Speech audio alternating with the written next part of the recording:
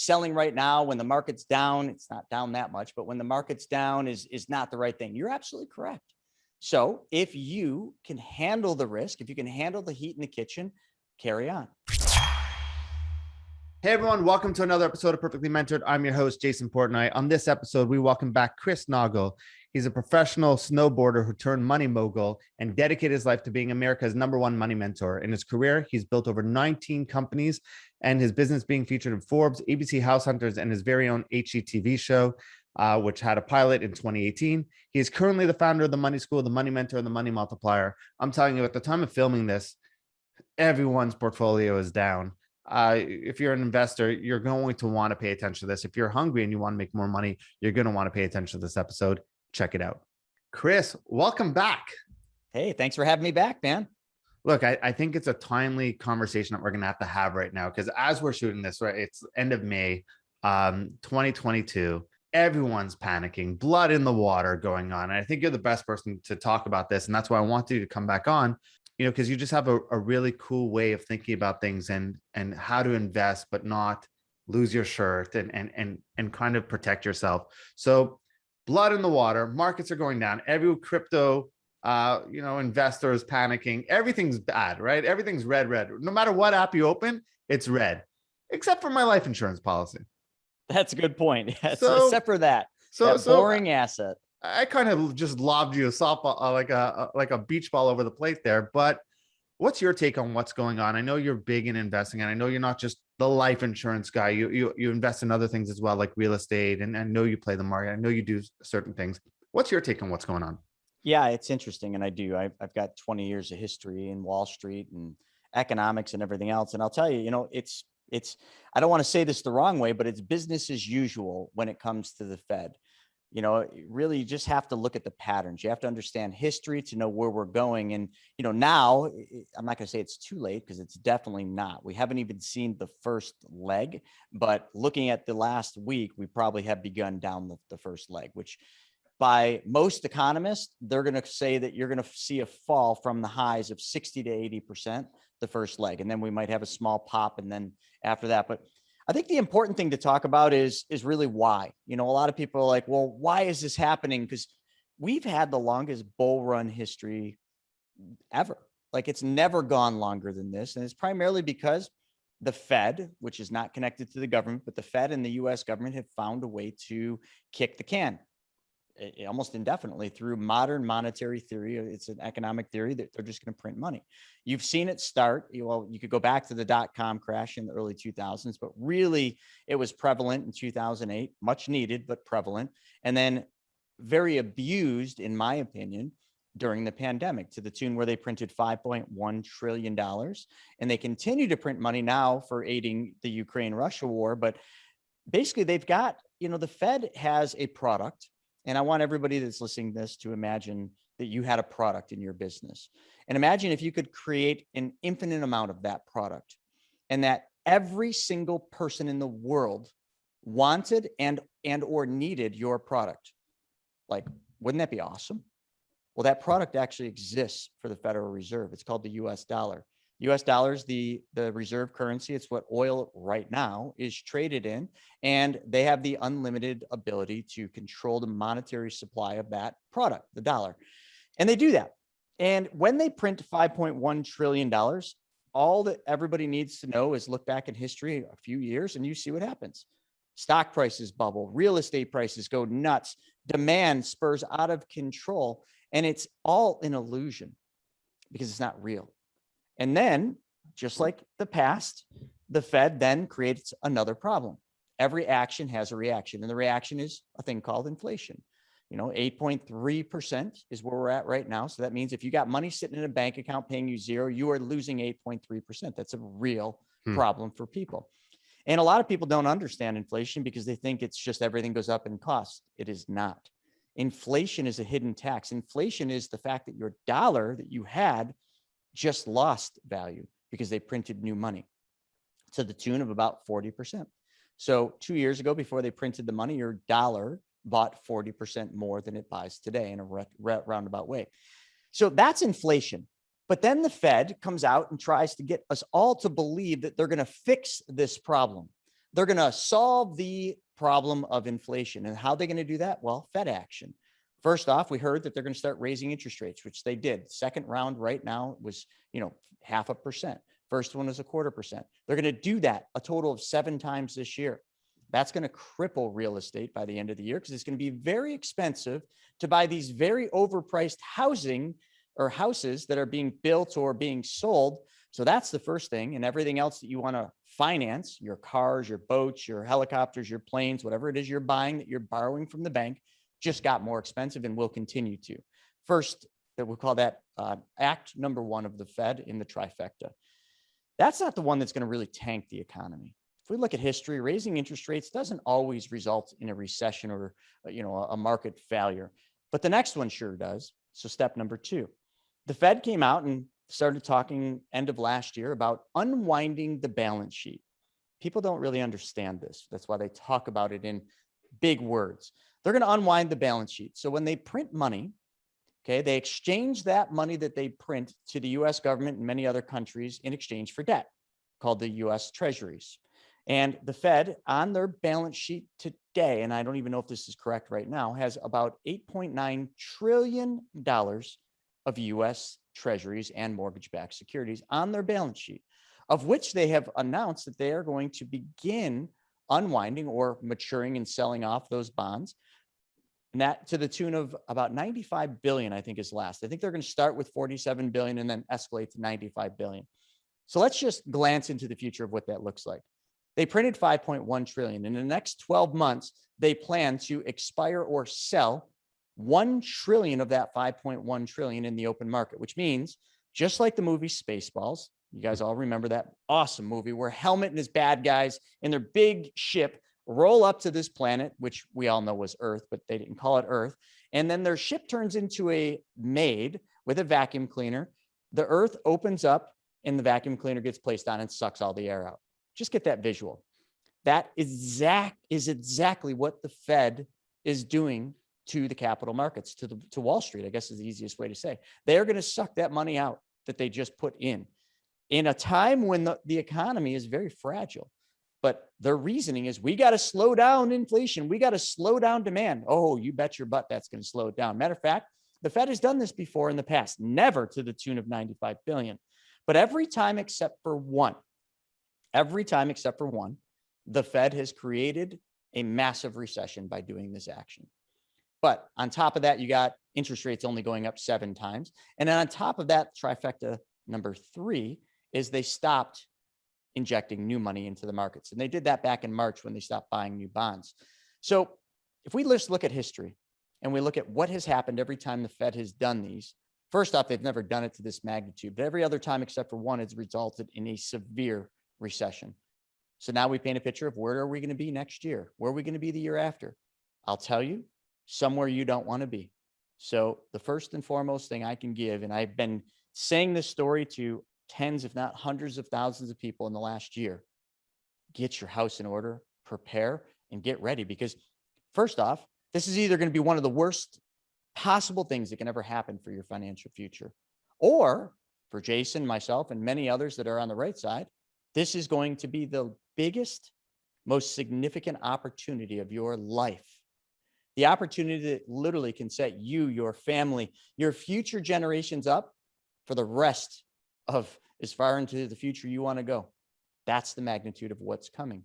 Now, the hard part about this is nobody wants to hear this. The truth hurts. Nobody wants to know this. Matter of fact, you start telling this to your friends, your people you surround yourself with, they will literally slap you around and tell you that this is stupid. They don't want to talk about it, but you don't need to talk about it. You just need to react and prepare for it. And preparing is actually a lot simpler. People are like, oh, there's nothing I can do. I don't know what to do. I'm already down. My 401k's lost a little bit. What do I do? I can't sell now because I'm going to lose. Okay, great. Just wait for it to go down another 60% when you're forced to sell. And then let me know how that worked out for you. Because right now probably is a really good time to look at an exit for some of those overpriced stocks that you bought when probably right up at the very top. All that crypto that you bought when it got up to 60 because it's going to the moon. And now it's down at 28. But that's okay because it probably will go down to 5 before it spikes and goes back up to 200. But can you wait? Most people can't. So Jason, I went long on that, but that's where we're at, man. And history No, proves it. I love that. But so we got the doom and gloom, right? Which I think is happening. Look, the last time you were on this podcast was almost a year ago, and you flat out said, if you own stock, sell it. Right? You may be a bit too early on that, but you still would have made money. You still would have made money, and you would have been right. And regardless, you give yourself a few month leeway. You were right to make that call. So we got the doom and gloom, but I know people listening are going to sit there and say, you don't sell your stocks when they're down, right? You wait it out because they'll come back up. Everything comes around. There's cycles. So what's your response to that? And then most importantly, we got the doom and gloom picture. How do we handle that? How do we get our house in order? What is the best place? If money in the bank, if money in the market is no good, right? Money in the market's no good. Money in the bank's no good. Where do we put our money? Great question. I always like to paint the bad picture. So let's get the bad stuff out of the way. And now let's talk about the really fun stuff. So what do you do right now? So what you just said about, like selling right now when the market's down, it's not down that much, but when the market's down is not the right thing. You're absolutely correct. So if you can handle the risk, if you can handle the heat in the kitchen, carry on. But I would advise strongly against that, because I understand investor sentiment, something that you won't understand until you're in the mix of it, and then it won't feel so good. So you have to ask yourself and look at yourself in the mirror and say, can I handle a 40% drop in my portfolio? Can I handle a 60% drop off of where we're at today in my portfolio? If the answer is no, revert back to option A, get out. Okay. But if you can, here's what you'd want to do. Let's talk 401ks. The 401ks hold more money than any other financial vehicle out there. So let's just hit the hammer on that now. And I would say one of the smart things to do is if you can't handle the heat, then transition or move some of your portfolio into the safest things in your 401k. Anything that says government bonds or government treasuries or government money markets would be a nice, safe place to hide out. But new money that's going into your 401k, because you're going to continue to put money in per paycheck, I would increase the risk there. I would take that from, if you're buying any of the conservative, move that. Get new money going into the riskier assets, the smalls, the large, the mid-cap stocks. Because, hey, what do you want to do? Warren Buffett gave us the perfect formula for becoming wealthy in the markets. And it is simple. Buy low, sell high, and don't lose money. That's it. That's the formula. I just gave you the formula. If you can't handle the risk and you can't wait, and I promise you it will be 10 years. If you don't have a 10-year time horizon before you think you will need this money, don't play with it. Exit. Take whatever gains you can off the table, shift them to more conservative assets, but take your new money and start buying, because as we continue down this path, you need to buy low. It doesn't feel good. You're going to be like, you're going to start buying and it's going to continue to lose. That's okay. Keep buying. It's called dollar cost averaging. So that's the first step. Now let's shift from people that have 401ks into just the person that's, hobbyist, that's got some money in a brokerage account. Maybe they got a financial advisor that says, oh, you can't sell, hold. Right. That's how they get paid. Remember, I did this for 16 years as an advisor. They will tell you that, but I would advise probably maybe question or make sure they look at your risk tolerance again. And how I would play it is the same way I did. I have zero money in the stock market, and I have a private hedge fund that has zero money in the stock market right now. So where is it? Well, it's not sitting in cash. I promise you that. We have transitioned and moved all that money into the safest asset class that there is, I would say in the world, but we'll just say in this country, and that is U.S. Treasury bonds. They're guaranteed by the U.S. government. But why would you ever buy them? They pay crappy interest. Exactly. We're not buying them for interest. Why would I buy them? They're going down in price. Exactly. You want to continue to buy them as interest rates go up, which we know is happening, because if interest rates go up, the price of treasury bonds or all bonds goes down.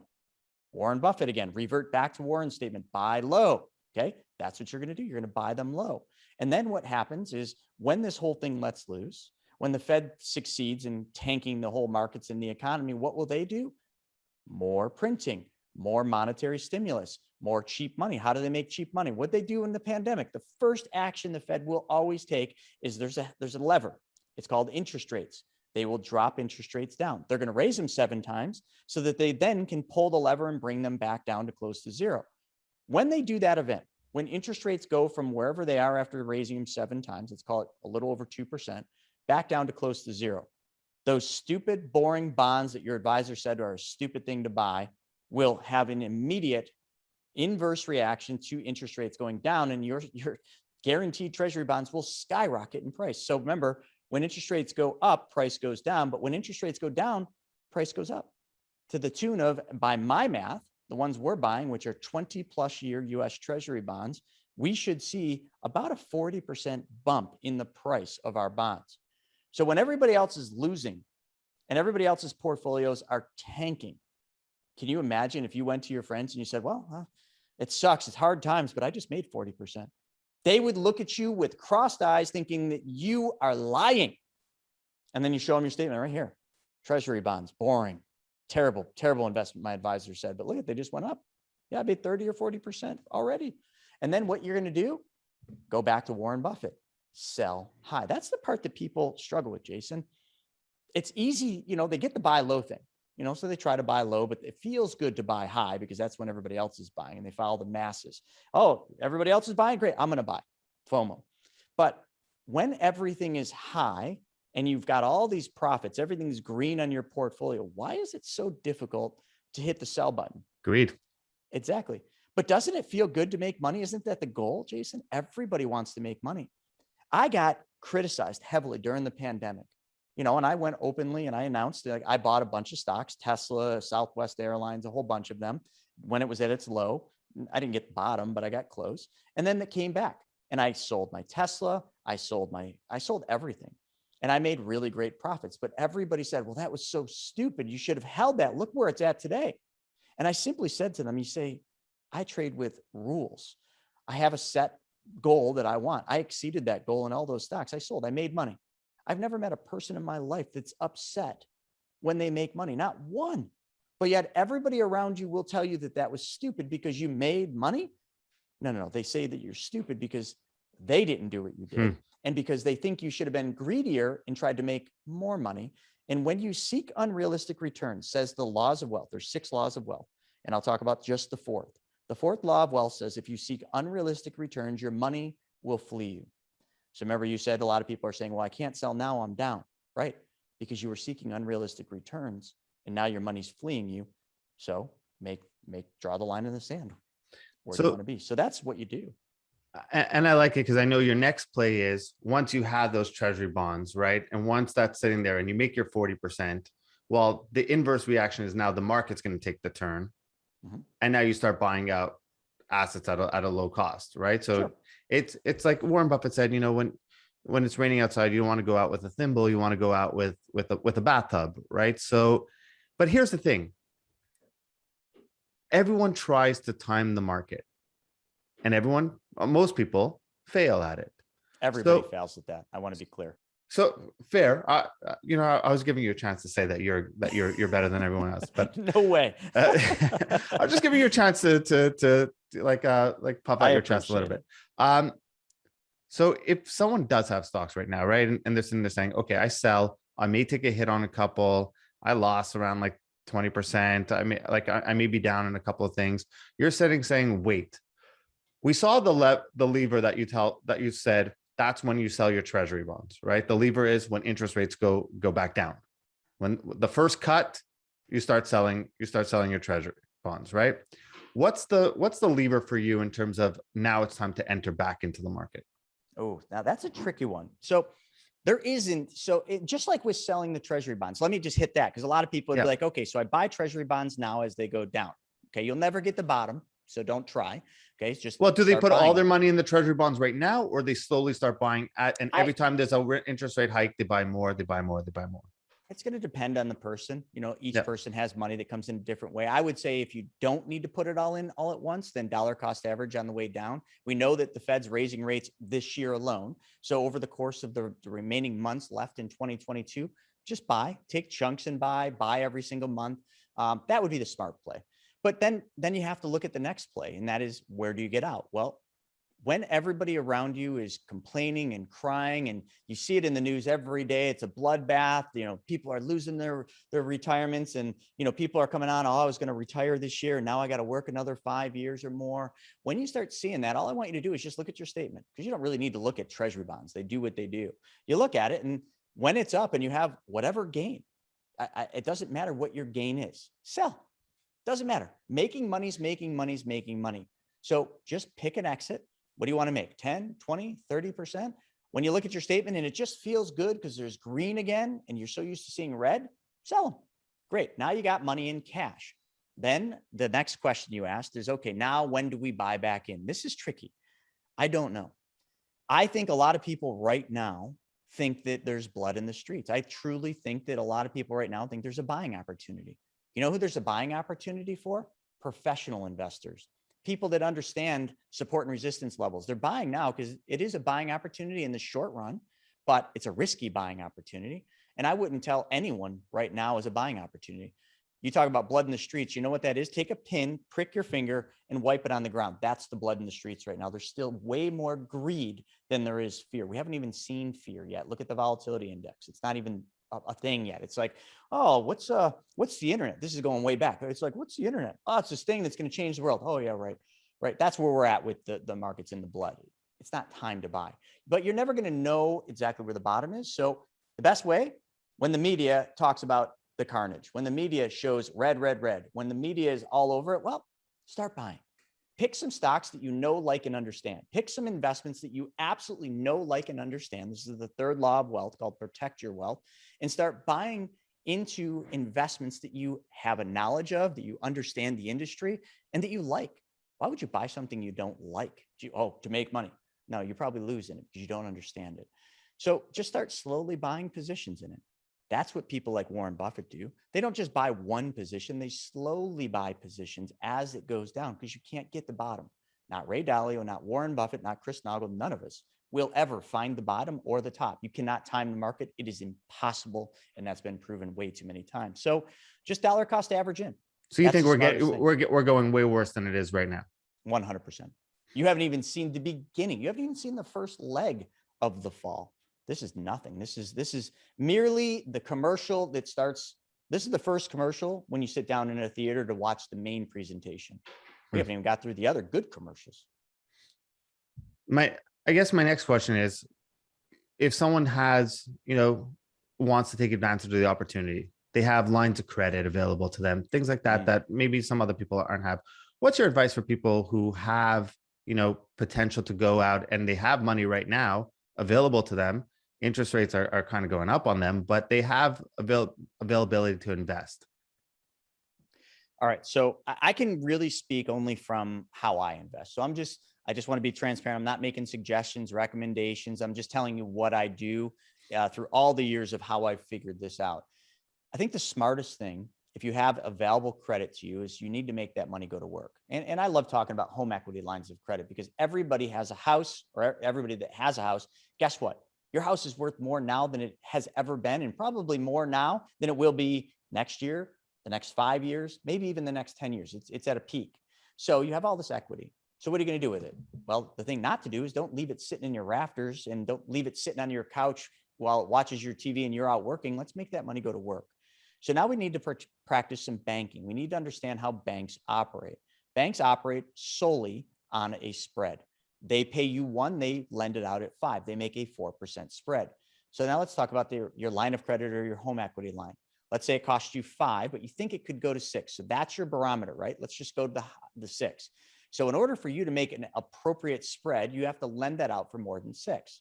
So how do you do that? Well, I do it in real estate. I think real estate's the greatest investment on earth, but I do it very safely because I loan money, just like a bank does, in first secured position, meaning I'm numero uno. If something goes bad, that house is now mine. And I don't lend 100% of the property. I lend usually anywhere between 70 and sometimes 90 to very experienced real estate investors. But here's the trick. I don't lend my money out for any longer than 12 months. And pretty soon I'm going to reduce that down to 8. And then after that, 6. Because I understand the tailwind of the markets falling. See, real estate's got a nice little lag. So when the markets tank, unless it's 2008, unless, something catastrophic happens to real estate, you got a 6 to 8 month lag.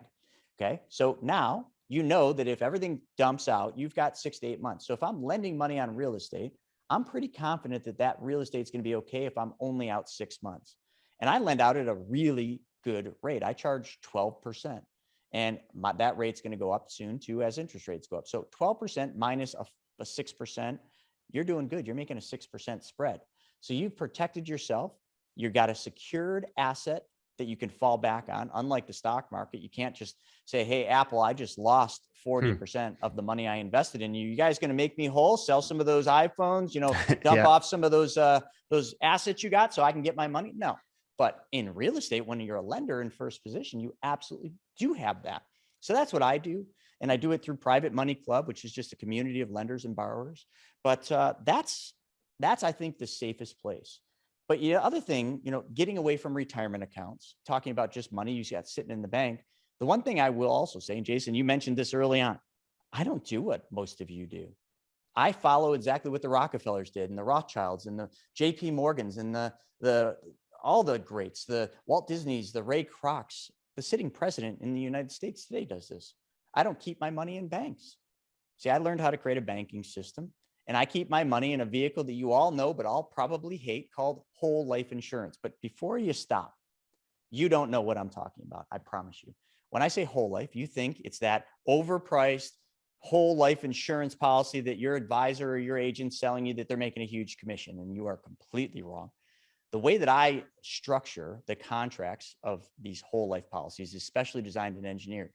They don't look like a life insurance policy. They function just like a bank account. And this is why the Rockefellers and the Rothschilds did this. They didn't trust banks. So they found the safest financial institution, which was none other than giant mutually owned insurance companies. And in order to create a banking system, they had to find a vehicle that they could store and warehouse capital in. The only vehicle around was whole life. Well, fast forward to today, whole life's still the reigning champ because it's one of the only vehicles you can warehouse your capital in that is guaranteed to never lose money. You're guaranteed to make an interest rate contractually. It cannot change. The insurance companies have paid dividends every year consecutively, and we're at the 32-year low on dividends. Not only that, here's the thing, and this is what people don't understand. Now, remember I said I lend money at 12%. If I were to, Jason, I'm just going to pick on you. Let's just pretend that you had a great real estate deal. You came to me and said, Chris, I need $100,000. Well, I look and I say, all right, I underwrite your deal. And I say, I'll lend you $100,000 at 12%. You say, okay, let's do it. Now I'm going to pretend the old way I did it. I take $100,000 from my traditional bank account. So here's $100,000 and I give it to Jason and he pays me 12%. How many times did I make money in that transaction? Once, right? I made 12% because that's what Jason paid me. Now, let's just assume that now I've gotten wise and I've learned a thing called the infinite banking concept, and I've learned what the wealthy do with money. And instead of keeping $100,000 in somebody else's bank where they make my money work for them and they make a spread like we talked about, I just change where my money goes first. So now I take that $100,000 and I put it into a specially designed and engineered whole life policy. Now Jason comes to me and says the same thing. Remember, all we did is change one thing, and that was where the money sits and where it starts. Jason says, I need to borrow $100,000. I say, okay, I underwrite it. No problem. Now, instead of me taking a withdrawal from my specially designed and engineered whole life, I'm going to call that my bank. Okay. I take a loan because the insurance company allows me to borrow some of that death benefit that's going to be paid out the day that I die. They allow me to use my death benefit up to the amount of cash I have in the account. So how much was in the account? $100,000. Yep. So they allow me to borrow against my death benefit. So I take a loan from the insurance company for $100,000. Now I want to be clear so everybody understands this. This $100,000 in my hand, whose money is this? It's not Yours. mine.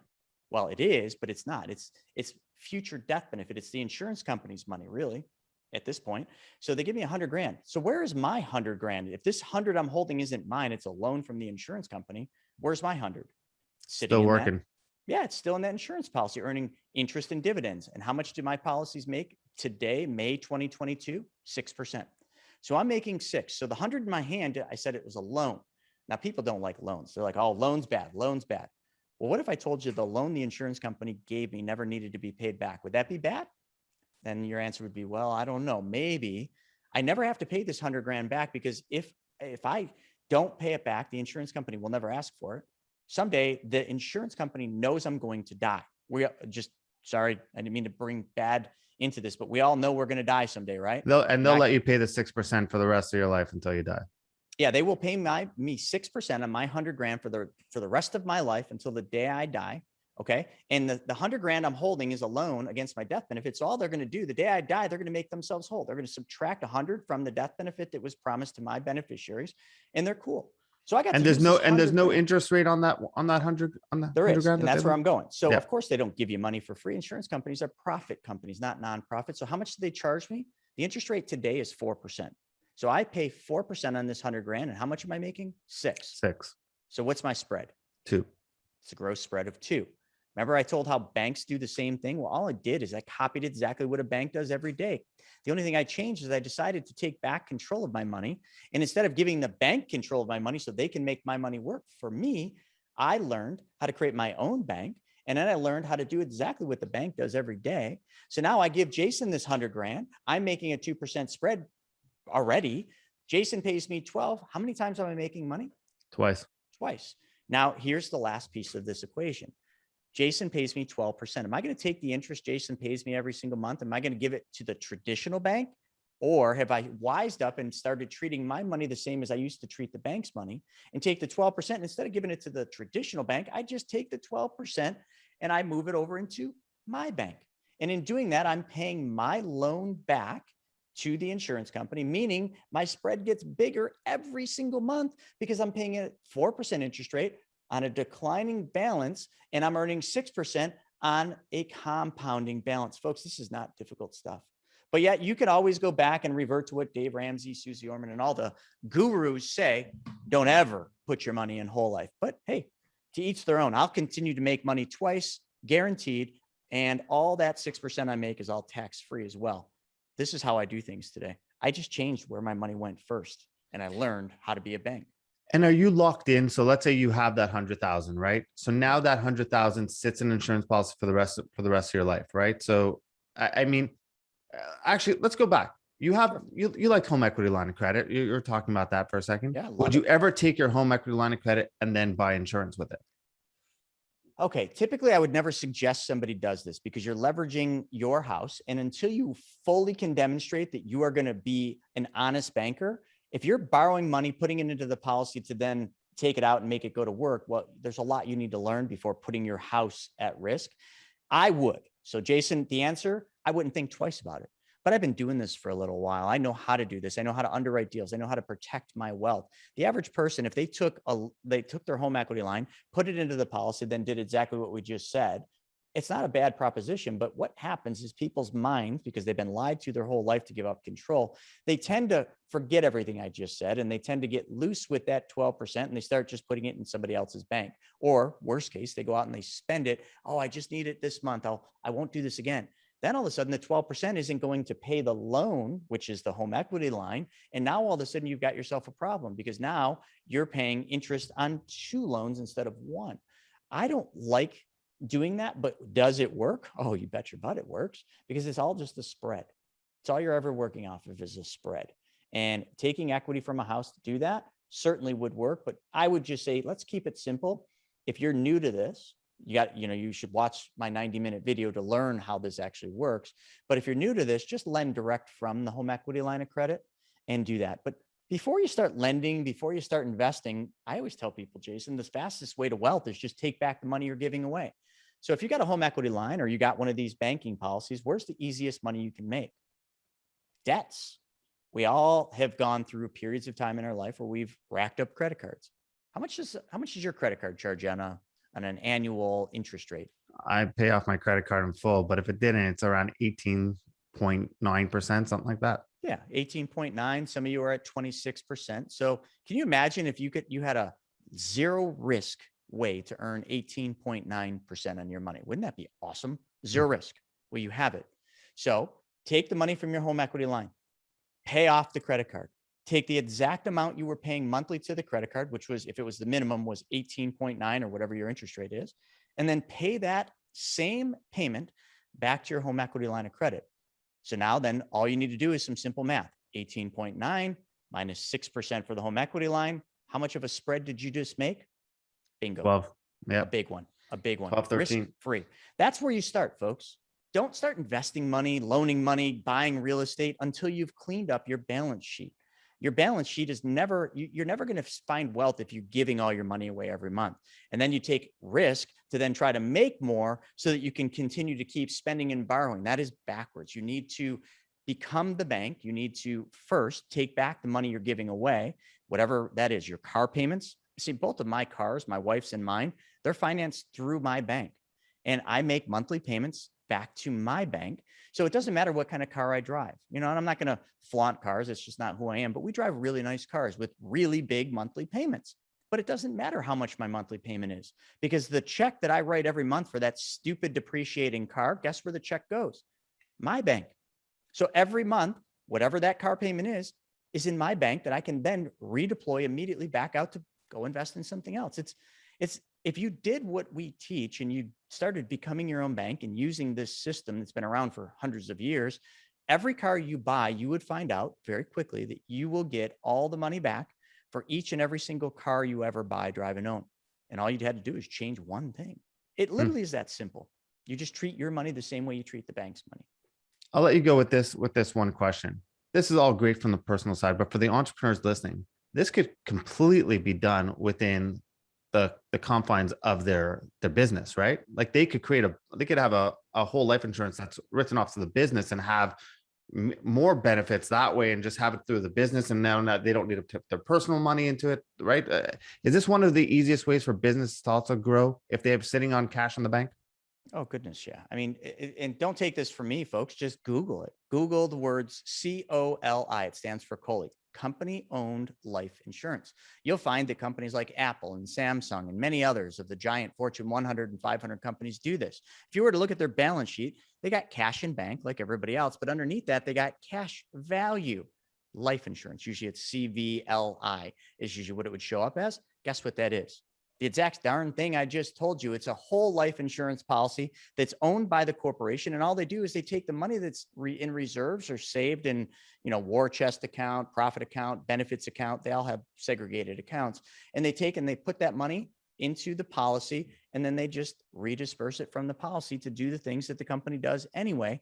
And they make a spread. And every single year, if you understand compound interest, which everybody says they do, Jason, but I truly don't think people understand compound interest, because Albert Einstein did. And he said it was the most powerful thing in the universe, the eighth wonder of the world. He said, those that understand it, earn it. Those that don't, pay it. I think we live in a society where more people just pay it than earn it.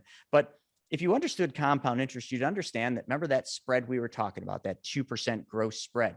You'd understand that next year it's not 2%, it's more. And the year after, it's more, and next year more and more and more and more. And you didn't have to work any harder, any longer, or take on any risk to do that. It is simply mathematics called compound interest. But because we have the ability to park our money in these policies and then use our money, we have something that's miraculous called uninterrupted compound interest, meaning when we borrow money from the insurance company, we don't interrupt the flow of compound interest. See, in your bank account, you might be earning compound interest. And you're like, oh, this is great. I get 1% and it's compounding every single year. Yes, until you get an opportunity to loan money to Jason at 12%, because then when you take the money out of the bank account, you stop the flow of compounding. Folks, this is the only place outside of maybe if you're uber wealthy and you have brokerage accounts of stocks and then you use a margin account, you can play the same game, but it's not the same. But this is the only place on earth where you can earn uninterrupted compound interest, guaranteed. This is the only place. So that's what I use it for. Chris, you consistently blow my mind. So I know the listeners here are probably a little bit going, okay, what do I do right now? I know there's going to be real blood in the streets coming. I know now that there's opportunities. How do they get a hold of you? How do they learn more? How can you help them? Oh, it's easy. I'm a giver. So every social media platform from TikTok to YouTube has free content. And I have tons of content I put out every day. My YouTube channel, and all of them are the same. It's at the Chris Naugle. Just watch the videos. I don't care if you just want to know more about like how to position yourself for the storm in your 401k. I got videos for that. You want to learn more about the banking system? Here's what you do. You do the same thing I did back when I learned about it. Go to chrisnaugle.com. And then a 90-minute video will pop up. Now, I know you're going to say, I don't have 90 minutes. Trust me, you need to watch this video. Watch the 90-minute video. And if it doesn't completely transform your way of thinking about money, shoot me a message and I'll send you $100. Okay. I'll send you $100. Don't lie to me and tell you it didn't change, because I know it will. I won't be sending anyone $100, because if you watch the whole 90-minute video, there's absolutely no way possible that it can't change the way you view money and your finances. So watch a 90-minute video and everything else from there will change. And then, we can help you and do whatever else you need.